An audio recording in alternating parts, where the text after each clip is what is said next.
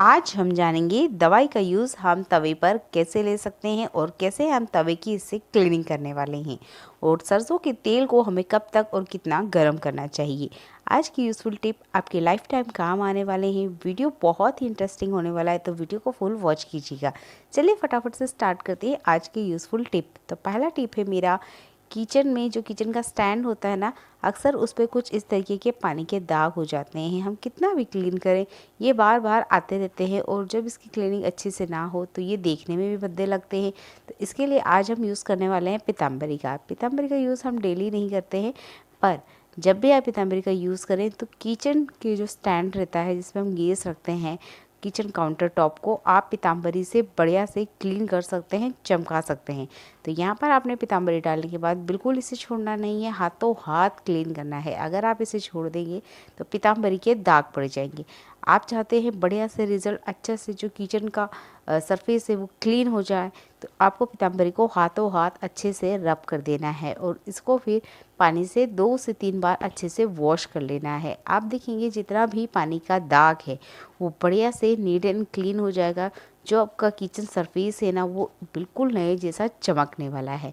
तो यहाँ मैंने अच्छे से इसे रब कर लिया है और अब इसे मैं वाइपर से अच्छे से क्लीन कर लूँगी। और आप देख पा रहे होंगे बढ़िया से अच्छी सी इस पर शाइन आ गई है।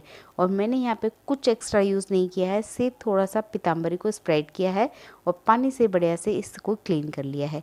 अभी भी आप देख रहे होंगे जब हम गीला कपड़ा लगाते हैं तो इस पे ना एक चमक रहती है, पर जैसे ही ये सूख जाता है इसका शाइन अभी भी वैसा नहीं आ रहा है जैसे कि एकदम न्यू टाइल्स का होता है। तो इसके लिए आप यूज़ कर सकते हैं 2 से 3 बूंद, बहुत ज़्यादा बूंद ऑयल के नहीं लेना है हमने, बहुत कम क्वांटिटी में थोड़ा सा ऑयल की बूंदें लेना है। तो जो भी हम खाने में कुकिंग ऑयल यूज़ करते हैं उस ऑयल का आप यूज़ कर सकते हैं और बस थोड़ा सा आपने इस तरीके से इस पर टपका देना है। आप देखेंगे जो फ्लोर का साइन है वो बहुत बढ़िया से आ जाएगा। और यहाँ पर ज़्यादा तेल लेंगे आप, निशान पड़ने वाले हैं, धूल मिट्टी लगेगी तो डस्टिंग करने में बार बार दिक्कत होगी। इसलिए मैंने कहा है कि तेल की जो बूंद है वो 2 से 3 बूंद लेना है और बढ़िया से इसे आपने कपड़े से रब कर देना है। आप देखेंगे टाइल्स पे ना नई जैसी चमक आ जाएगी। तो अपने किचन को बढ़िया से आप क्लीन कर सकते हैं इन 2 छोटे स्टेप को लेते हुए। अगला यूज़फुल हैक है मेरा, कुछ भी इस तरीके के पैकेट्स को लेके। जब हम पैकेट्स को खोलते हैं तो अक्सर इन पैकेट्स को वापस फोल्ड करने में हमें बहुत दिक्कत आती है। कभी हम चिमटा गर्म करते हैं या कभी इसको साइड से जला लेते हैं और बार बार इसको हम ऐसा करेंगे तो ये जो पैकेट है ना, इसका हम यूज़ नहीं कर पाएंगे। जो इसके अंदर का आइटम है वो बहुत जल्दी इस पैकेट से बाहर आ जाएगा। तो इसके लिए आप सैलो टेप का यूज़ कर सकते हैं। सैलो टेप बहुत आसानी से ईजी से घर में रहती है। तो इसके 2 फ़ायदे हैं, एक तो ये बहुत कम जगह लेने वाला है कुछ भी इस तरीके का पैकेट, और उसके बाद में इस पैकेट को खोलना भी आसान है और आप फिर से इस टैप का यूज़ कर सकते हैं। इसके लिए आपको गैस नहीं जलाना होगा और बार बार आपको अलग से कोई कंटेनर नहीं यूज़ करना होगा। तो छोटा सा टिप आपके काम आने वाला है। अक्सर जब हम किचन में काम करते हैं तो हमारे साथ ऐसा होता है कि किचन स्टैंड पर तेल गिर जाता है, गलती से ही सही पर ऐसा हो जाता है। तब हम क्या करते हैं, डस्टर लेते हैं और इसे क्लीन करने लग जाते हैं। कभी डस्टर नहीं लीजिएगा, आप वहाँ यूज़ कर सकते हैं कॉटन का। तो हमारे पूजा घर में ना कॉटन बहुत इजी तरीके से मिल जाता है, तो हम यहाँ पर कॉटन का यूज़ करेंगे और किचन स्टैंड पर ऑयल को अच्छे से क्लीन कर सकते हैं। देखिए मैंने यहाँ पर सिर्फ कॉटन को इस तरीके से इस पर फैलाया है और जितना ऑयल है वो इस कॉटन ने सोक कर लिया है। आप यहाँ पर डस्टर या कपड़ा यूज़ करेंगे, फिर उसे क्लीन करेंगे, साबुन लगाएंगे, सोडा यूज़ करेंगे, तो उसकी बजाय आप इस कॉटन का यूज़ कर सकते हैं और जितना ऑयल है वो इजी तरीके से उठ जाएगा। मैं आपको हाथ पे इसे दबा के दिखाने वाली हूँ। काफ़ी सारा ऑयल, लगभग 8 से 10 बूंद ऑयल है और इतना क्लीनिंग करने में कपड़े की बहुत बुरी हालत हो जाती है। जो कपड़ा होता है ना वो फिर से यूज़ में आता ही नहीं है। तो अब यहाँ पर आप कपड़े को लीजिए और हल्का सा बस आपने वाइप करना है और बढ़िया से ना आपका जितना तेल है वो किचन स्टैंड से क्लीन हो गया है। ना हमने यहाँ कोई साबुन यूज़ किया है, ना ही सर्फ, ना ही कोई बर्तन लिक्विड, और देखिए आपका जो किचन स्टैंड है वो इसी तरीके से क्लीन भी हो गया है।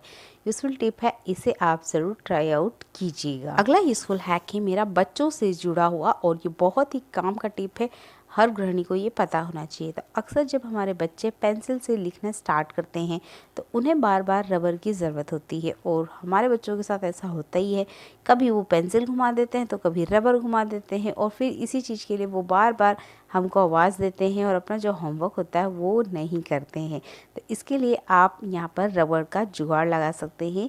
मैंने जिस तरीके से रबड़ को पेंसिल में बांध रही हूँ, बिल्कुल आपने इस तरीके से रबड़ को अच्छे से इसमें बांध देना है। इसके बाद में आपके बच्चे के पास से कभी रबड़ नहीं गुम होने वाला है, और बार बार आपको आवाज़ नहीं दी जाएगी कि मम्मी रबड़ गुम हो गया है।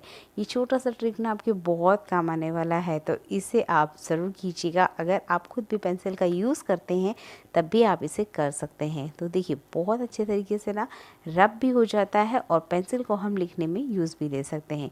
ये छोटा सा हैक हर उस फैमिली में काम आने वाला है जहाँ छोटे बच्चे हैं और रबड़ गुम हो जाने की वजह से बार बार परेशान होते हैं कि हमारा रबड़ कहाँ गया है। अगला यूज़फुल हैक है मेरा सरसों का तेल के लिए। तो देखिए सरसों का तेल एक ऐसी चीज़ है ना जो हर घर में यूज़ होती है खाने के लिए। वह बहुत सारे क्या करते हैं, जब सरसों के तेल को गरम करते हैं तो इसे स्मोकिंग पॉइंट तक गरम करते हैं, यानी कि तेल को बढ़िया से 15 मिनट तक गरम करते हैं और उसके बाद में इसे ठंडा होने के लिए छोड़ते हैं। हमने कभी ऐसा नहीं करना है। बस तेल में आप एक बार देख लीजिए कि इसमें से धुआं आने लग गया है, यानी कि ये एक बार में टेम्परेचर इसका हाई हो गया। उसके बाद में इसे बंद कर देना है। लगभग 3 से 3.5 मिनट के अंदर ही आपका जो तेल है ना वो आराम से धुआं निकालने लग जाता है। इसके बाद हमने तेल को ज़्यादा गर्म नहीं करना है। अगर आप इससे ज़्यादा तेल को गर्म करते हैं तो इसके अंदर जितने भी नेचुरल गुण हैं वो सारे के सारे फिनिश हो जाने वाले हैं। तो इस छोटी सी टिप को ना आप ज़रूर करके देखिएगा। अगला यूज़फुल हैक है मेरा तवे पर हम टैबलेट का कैसे यूज़ कर सकते हैं। तो देखिए टैबलेट का यूज़ आपने बहुत बार किया होगा, हर काम में करके देखा होगा। एक बार मेरे तरीके से आप टैबलेट का यूज़ तवे पे करके देखिएगा। तो हमारे घर में ना कुछ दवाइयाँ ऐसी होती है, जब हम ठीक हो जाते हैं तो हम उसे नहीं लेते हैं, क्योंकि हम ठीक हो गए हैं तो एक्स्ट्रा दवाई हम नहीं कंज्यूम करते हैं, या कुछ एक्सपायरी दवाई पड़ी हुई होती है।